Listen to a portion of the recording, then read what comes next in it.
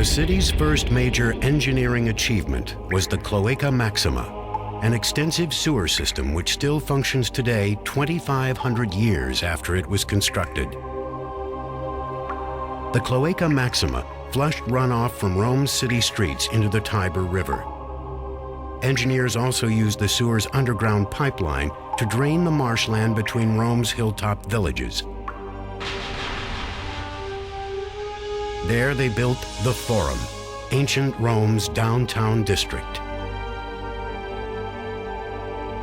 The construction of the Cloaaca Maxima is the key event in transforming Rome from a series of tribes living on disparate hills around a swampy marsh into kind of centralized, unified culture.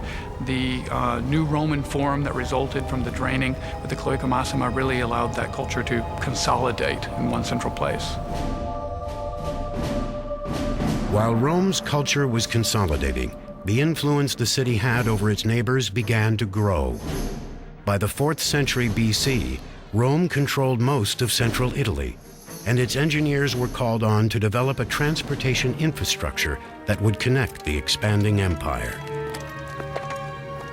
In antiquity, there were basically two modes of transportation.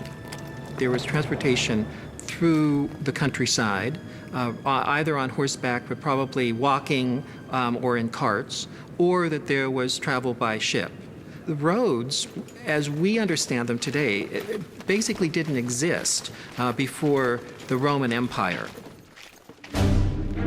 That all changed in 312 BC, when the Via Appia was built. Rome's first national highway stretched 132 miles from the capital to its southern province of Campania. To plot the straightest and fastest route down the coast, Roman engineers used a specialized surveying instrument. The Romans relied on the tool called a groma, which was a vertical pole that stood in the ground with a cross on the top, and you could sight along this cross to line up 2 points in a straight line. The big difference with Roman roads and modern roads is that the Romans couldn't survey a corner, so they were all dead straight, and then they would turn a sharp angle and then go dead straight in another direction. The challenge, of course, with building a dead straight road in any direction is that you come to hills and valleys and you have to cross them. So if they had to, then they would cut through the mountains in order to take the road straight through. Once the ideal path was cleared, a broad trench was dug and filled in with sand and boulders to form a solid foundation. Next went a layer of gravel compacted with clay or mortar. The top surface was a layer of thick paving stones angled to allow the water to drain off to the side.